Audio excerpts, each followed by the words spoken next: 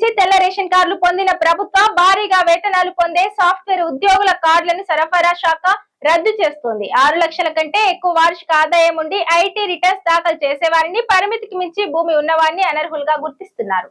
తెలంగాణలో నిరుపేదలకు అందాల్సిన తెల్ల రేషన్ కార్డులను దుర్వినియోగం చేస్తున్న అనర్హులపై పౌర సరఫరాల శాఖ ఉక్కుపాదం మోపుతోంది. ప్రభుత్వ నిబంధనలకు విరుద్ధంగా తప్పుడు సమాచారంతో కార్డులు పొంది ఇన్నాళ్లు దర్జాగా రేషన్ బియ్యాన్ని, ఇతర ప్రభుత్వ సదుపాయాలను అనుభవిస్తున్న వారి ఏరివేత ప్రక్రియను ప్రభుత్వం వేగవంతం చేసింది. ఈ తనిఖీలో దిగ్భ్రాంతికరమైన విషయాలు వెలుగు చూశాయి. రాష్ట్రంలో ప్రభుత్వ ఉద్యోగాలు చేస్తున్న కొందరితో పాటు నెలకు 50,000 నుంచి 2 లక్షల వరకు భారీ వేతనాలు తీసుకునే సాఫ్ట్వేర్ ఉద్యోగుల పేరిట కూడా తెల్ల రేషన్ కార్డులు ఉన్నట్లు అధికారులు గుర్తించారు. ఉమ్మడి కుటుంబం నుంచి విడిపోయి ప్రత్యేకంగా కొత్త కార్డులు మంజూరు చేయించుకున్న వారిలో ఈ సాఫ్ట్వేర్ ఉద్యోగులు అధికంగా ఉన్నారు.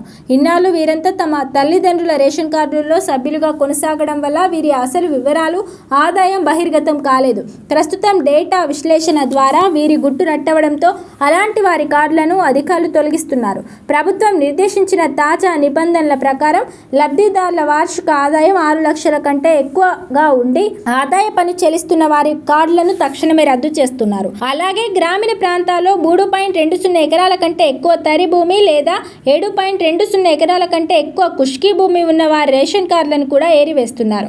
ప్రభుత్వ విచారణతో ఇన్నాళ్లు లబ్ధి పొందిన అనర్హులైన కార్డుదారుల్లో ప్రస్తుతం తీవ్ర ఆందోళన వ్యక్తమవుతుంది. అనర్హుల ఏరివేత ప్రక్రియలో నిజమైన పేదలకు, అర్హులకు అన్యాయం జరగకుండా ప్రభుత్వం తగిన జాగ్రత్తలు తీసుకుంటోంది. కేంద్ర ప్రభుత్వం పంపిన లబ్ధిదారుల ప్రాథమిక జాబితాలో సాంకేతిక పొరపాట్ల వల్ల కొందరు అర్హుల పేర్లు కూడా నమోదయ్యాయి. వార్షిక ఆదాయం 6 లక్షలు తప్పుగా చూపిస్తున్న వారి వివరాలను అధికారులు క్షేత్రస్థాయిలో పునర్పరిశీలిస్తున్నారు. మరికొందరు లబ్ధిదారులు బ్యాంకుల నుంచి వ్యాపార, వ్యక్తిగత రుణాలు పొందడం కోసం ఐటీ రిటర్న్స్ లో లేని ఆదాయాన్ని ఉన్నట్లుగా చూపించినట్లు విచారణలో వెల్లడైంది. ఇలాంటి వారికి అధికారులు నేరుగా ఫోన్ చేసి వివరాలు సేకరిస్తున్నారు.